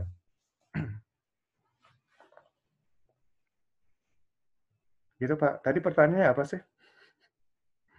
Terkait. Mana nih, kita buka dulu pertanyaannya. Apakah SMKP merupakan bagian dari Kepmen 1827? Gitu, Pak. Oh iya, merupakan bagian dari Kepmen 1827. Di lampiran keempat dia. Terima kasih Pak Mario. Sama-sama Pak. Untuk Bapak dan Ibu sekalian, ada lagi yang ingin didiskusikan nih? Atau ada pertanyaan-pertanyaan? Silahkan ditanya kepada Pak Mario nih.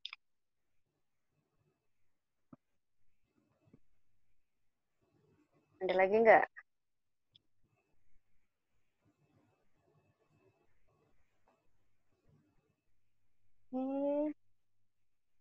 Tidak ada lagi? Tidak ada lagi? Besok Cukup sekian. Kebijakan K3, Pak Herman Karim. Besok, ada ini lagi, Pak. Kembali lagi dari Pak Muhammad Robi Fajar Cahya. Skema sertifikasi SMK 3 untuk Badan Usaha Nasional belum bisa dijual masuk ke pasar internasional, kecuali Badan Usaha Nasional tersebut menerapkan ISO 45001. Apakah ada usulan atau koreksi agar kebijakan PP 50 2012 sertifikasi MK3L sesuai dengan standar keselamatan kerja internasional?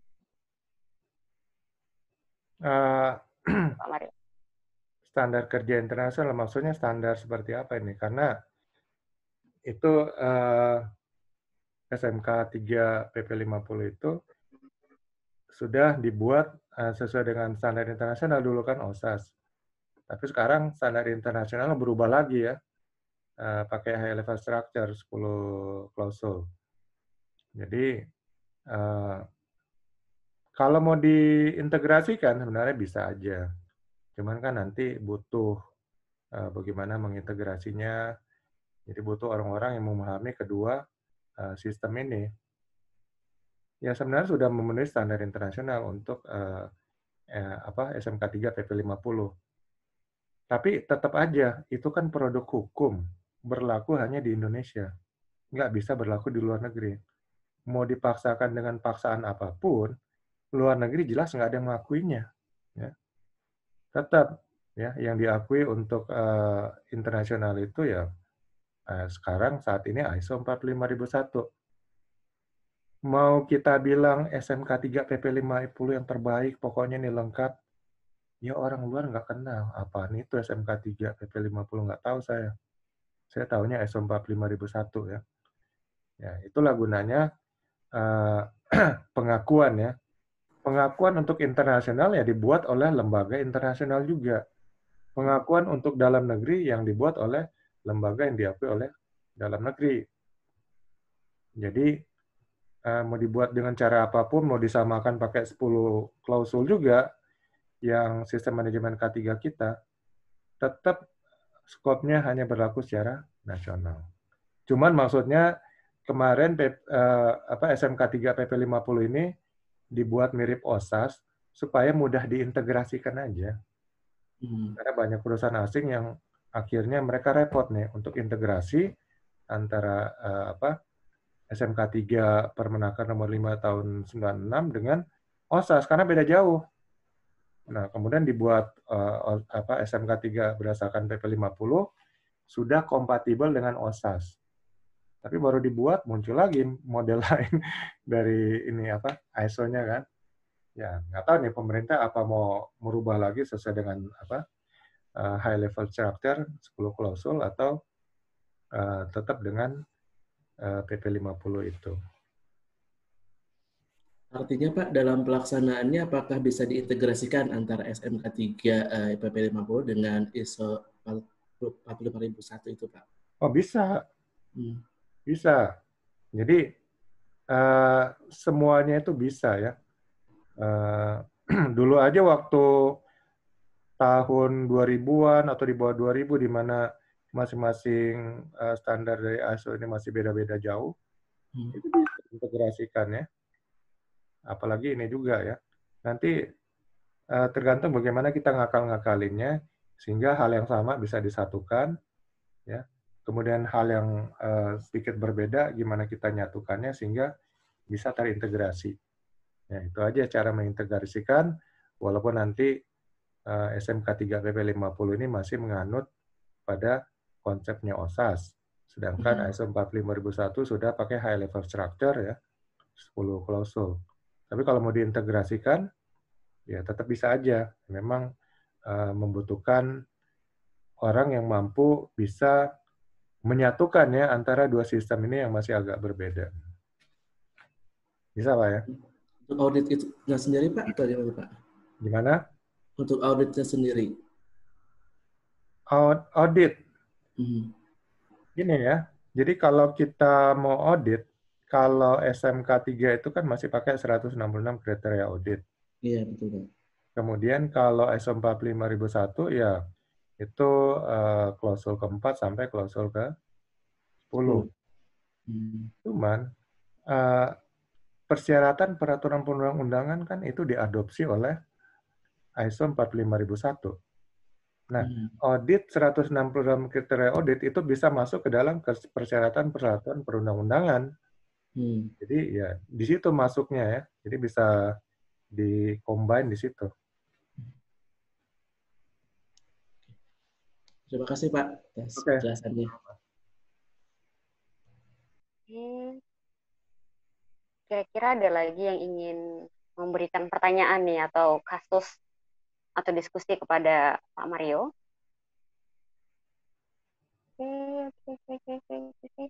Baiklah, kalau tidak ada lagi. Pak Mario, gimana? Tanya lagi Pak Mario, saya Arif dari Jakarta. Silakan Pak. Jadi artinya ya, kalau boleh saya ambil pemahaman mengenai dua standar 45 dan PP50, ya mohon maaf ya, barangkali kemungkinan yang namanya suatu regulator itu kan ada egosentrisnya gitu Pak Mario. Ya.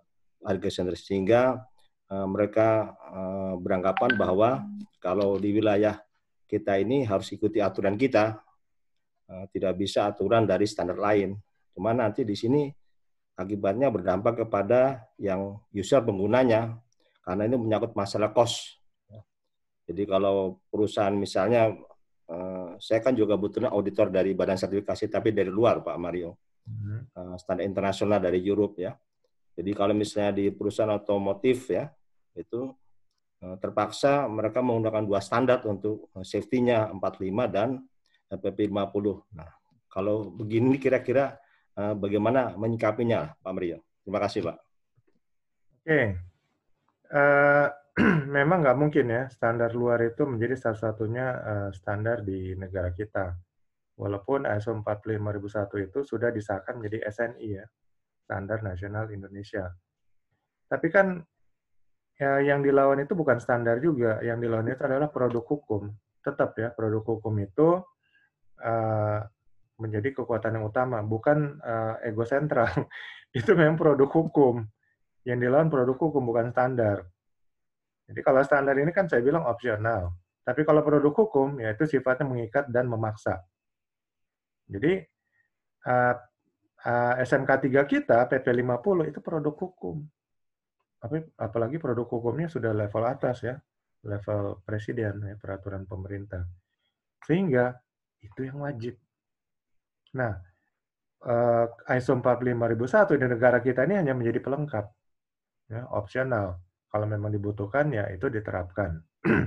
Ya, kalau memang ada perusahaan punya mitra asing, ya mungkin dia perlu menerapkan. Jadi tetap di negara kita ini yang terutama yang perlu diterapkan adalah SMK 3 PP 50. Nah, ISO 45001 itu tetap menjadi opsional. Ya, gitu Pak ya. Tetap yang terutama karena itu produk hukum. Gimana Pak Arief? Terima kasih banyak Ibu. Yang namanya aturan tetap kita patuhi walaupun cost-nya besar ya. Mau nggak mau, kalau mau bisnis di Indonesia emang harus begitu.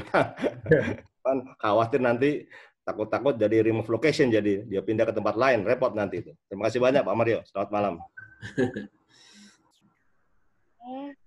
Kira-kira ada lagi yang ingin menyampaikan pertanyaannya? Ya, dari saya Mbak. Oke, boleh. Pak Mario. Ya. Saya Eli Sutrisno dari Penajam Pasir Utara. Ya, silakan, Pak.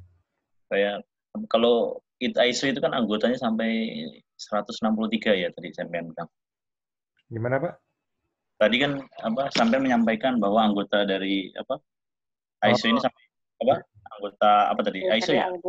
Kriteria audit dari SMK 3, Pak. Enggak, ya anggota negara dari anggota negara. Sudah mencapai 163, bahkan sampai sekarang sudah sampai 200-an kalau nggak salah tadi. Iya. Nah, terus kira-kira apakah semua anggota negara itu ISO itu menjadi hukum di negaranya atau bagaimana? Atau hanya seperti kayak kita menjadi pelengkap saja, opsional saja? Kalau di Indonesia kan dijadikan SNI ya, Standar Nasional Indonesia. Ya kalau itu mau masuk ke satu negara lainnya juga, kayaknya mereka harus adopsi menjadi standar mereka. Jadi nggak bisa itu langsung masuk, langsung mereka adopsi. Kecuali mungkin negara-negara yang sama berbahasa Inggris juga ya. Kayak Inggris, Amerika sama-sama berbahasa Inggris, Australia. It's okay. Karena yang standar dari IOS ini itu adalah dokumennya dalam bahasa Inggris. Nah, Indonesia karena harus menerjemahkan ke dalam bahasa Indonesia, berarti dia harus adopsi dulu ya. Dia harus adopsi dulu ke dalam bahasa Indonesia. Nah, sehingga dia harus menjadikan ini menjadi standar dia setelah diadopsi ya, menggantinya ke dalam bahasa Indonesia. Dan itu tentu ada suatu hubungan kerjasama dengan IOS atau ISO itu sendiri. Ya, bagaimana ISO mungkin memberikan kebebasan pada negara anggotanya untuk kemudian produk dari ISO ini dijadikan standar negara anggotanya dengan mengganti standar bahasa Inggrisnya menjadi standar dalam bahasa negara yang bersangkutan. Dan produk-produk ISO itu nggak hanya ISO 45001, 9001, 14001. Produk ISO lainnya ya yang berhubungan dengan mengenai standar barang dan produk mungkin banyak. Seperti standar-standar untuk ukuran kertas segala macam itu juga diadopsi oleh Badan Standarisasi Nasional ya, menjadikan SNI. Jadi sudah hal yang lumrah lah kalau kita mengadopsi semua standar di ISO untuk dijadikan standar nasional kita. Karena negara kita pun adalah anggota dari IOS atau ISO itu. Nah, untuk negara lain, ya kalau mereka anggota daripada IOS atau ISO ini, tentu mereka wajib juga mengadopsi standar-standar yang mereka butuhkan. Jadi, umpamanya begini, kalau ada standar Eropa, standar Amerika, dan kemudian ada standar ISO, ya tentu sebagai anggota ISO mereka akan lebih prefer kepada standar ISO. Karena standar ISO ini pun diakui oleh lebih banyak negara dibandingkan kalau mereka pakai standar Eropa atau standar Amerika umpamanya. Jadi standar ISO ini mungkin sudah hampir 200 negara yang ngakuin. Jadi kalau mereka pakai standar ini, maka dalam hubungan mitra dengan mitra luar negerinya mungkin mereka lebih mengakui ya dibandingkan dengan standar Amerika atau standar Inggris umpamanya. Jadi itulah gunanya ya IOS atau ISO ini. Karena mereka mewakili kepentingan masing-masing ya. Jadi ego antar benua, ego antar negara, itu semua dihilangkan. Karena selama ini, kayak Amerika dan Inggris, mereka masih pakai ego negara mereka. Mereka belum mengakui sistem metrik. Mereka masih pakai yard, pakai foot, feet, ya segala macam. Mereka belum pakai meter, kilogram, dan sebagainya. Ya, tapi it's okay aja. Selama mereka merasa nyaman dengan memakai standar sendiri, walaupun di beberapa perusahaan mereka mungkin sudah ada yang menerapkan sistem metrik. Begitu juga di Amerika ada yang masih pakai ego sentral mereka masih pakai standar-standar Amerika, padahal udah ada standar mutu dari ISO, udah ada standar K3. It's okay aja, karena namanya standar kan nggak wajib. Apalagi kita bicara internasional ya. Internasional kan produk hukum internasional ini belum tentu wajib di suatu negara. Nah, jadi kita kembali ke negara-negara yang menerapkan ISO 45001, yang mungkin mereka menerapkannya dan kemudian menjadikannya standar nasional mereka. Cuman kembali ya, ini standar nasional adalah opsional. Bahkan SNI yang dijadikan wajib, ada 10 SNI wajib, itu juga sifat hukumnya apa, wajibnya apa, kalau nggak diikutin, sanksinya apa, nggak jelas kan. Jadi berarti wajib hanya himbauan aja gitu. Ya gitu kita kira-kira jawaban yang bisa saya berikan. Oke, terima kasih Pak Mario.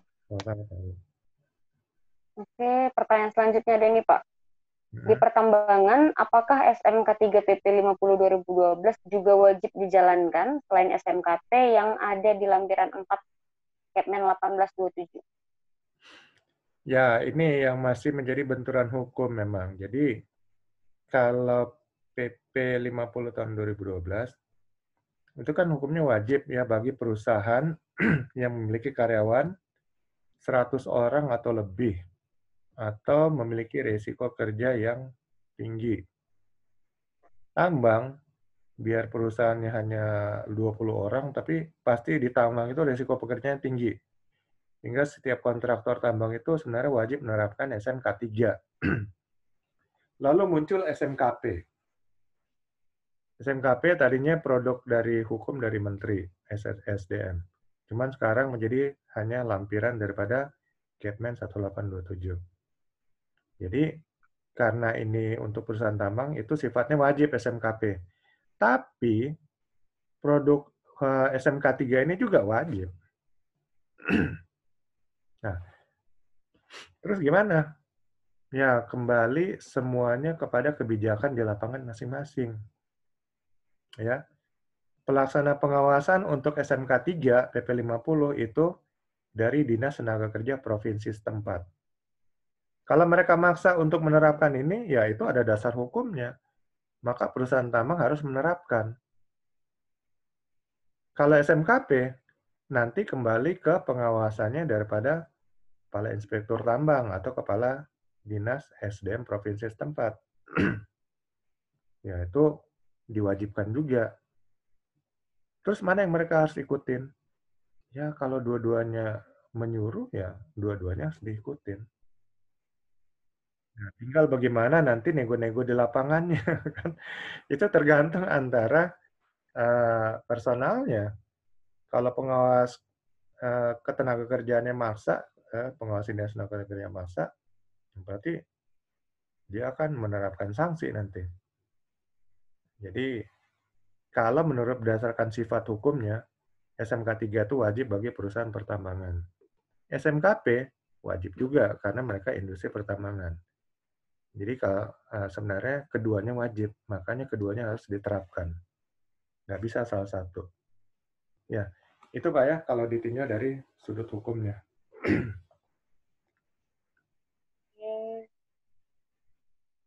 Selanjutnya ada lagi nih Pak, apakah ISO bisa disamakan dengan SNI? Iya, kalau di negara kita ISO itu sudah diadopsi menjadi SNI. Ya. Jadi seperti 45001 sudah diadopsi jadi SNI, jadi namanya SNI. Biasanya pakai 19 ya, kayak SNI 19, SNI 19 9001. Kalau 45001 saya belum tahu nih apa pakai 19 juga. Kalau pakai 19 berarti SNI 19 45001. Nah, sebenarnya 45001 9001 itu hanya kode ya, kode dari iOS atau ISO yang buatnya gitu. Supaya membedakannya antara satu produk dengan produk lainnya. Jadi di Indonesia jadi SNI ya.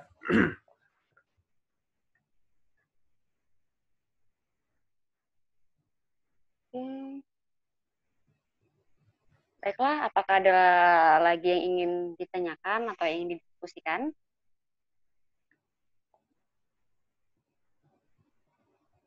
Kalau sudah tidak ada, sedikit pengumuman, besok kita akan ada free webinar lagi dengan topik kebijakan K3 oleh Pak Herman Karim. Oke. Atau mungkin nanti bisa di-share nanti oleh Bu Yanti di grup webinar. Baiklah, demikian webinar kita malam ini. Terima kasih atas partisipasinya kepada Bapak dan Ibu sekalian yang sudah meluangkan waktu nih untuk berpartisipasi di webinar kita malam ini. Baiklah, apabila ada kesalahan ataupun baik dalam perbuatan ataupun perkataan, kami selaku penyelenggara dari Indo Training meminta maaf yang sebesar-besarnya. Baiklah, kita akhiri pertemuan kita malam ini. Bapak dan Ibu sekalian sudah bisa live dari room Zoom kita. Terima kasih Pak Mario atas ilmunya. Ya, terima kasih. Terima kasih Pak Mario. Terima kasih Bu Aris, mari. Kasih. Terima kasih Pak Mario. Selamat malam. Izin pamit ya Mbak Yanti. Terima kasih Mas. Selamat malam. Assalamualaikum. Terima kasih.